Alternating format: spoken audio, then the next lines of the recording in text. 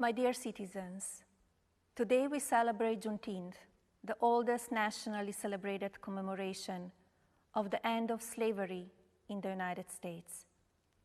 As our country works through the racial issues that we still face today, it is important to remember we are one global community.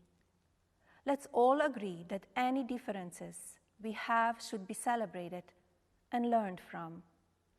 Today, I will be thinking about my trip to Ghana in West Africa, where I was so moved to take a tour of the House of Slaves and step through the door of no return, a memorial to the Atlantic slave trade.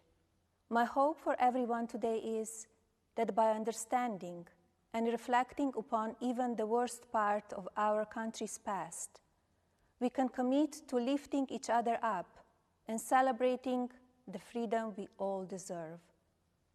In honor of today, I want to read a book, All Different Now, by Angela Johnson. It is a story of the first Juneteenth through the eyes of a little girl. God bless each of you, and God bless the United States of America.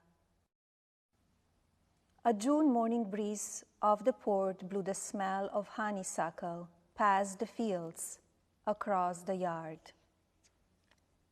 and into our room to wake us.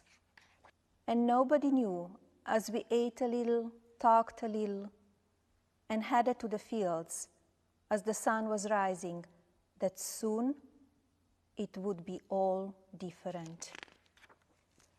Then we worked and worked and worked some more under the hot Texas sun, until word spread from the port to town, through the countryside, and into the fields, that a Union general had read from a balcony that we were all now and forever free, and things would be all different now. I watched my Aunt Laura sang as she held her baby. Mr. Jake, who some say was 100, cried quietly. And the group of grown people bowed their heads and whispered things to each other I could not hear. My mama held my hand softly and looked beyond as another breeze blew over and everything fell to a hush. But later, Papa, Mama, the aunts and uncles, and all of my cousins had an afternoon picnic by the water. My baby brother crawled around our blanket as we listened to the sound of waters.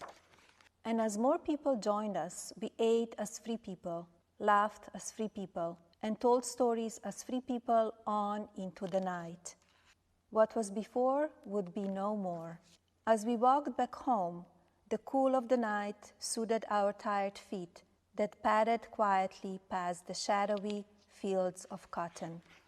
And in the morning, the smell of honeysuckle will wake me again beside my sisters and brother to a time that will be for all of us, all different now.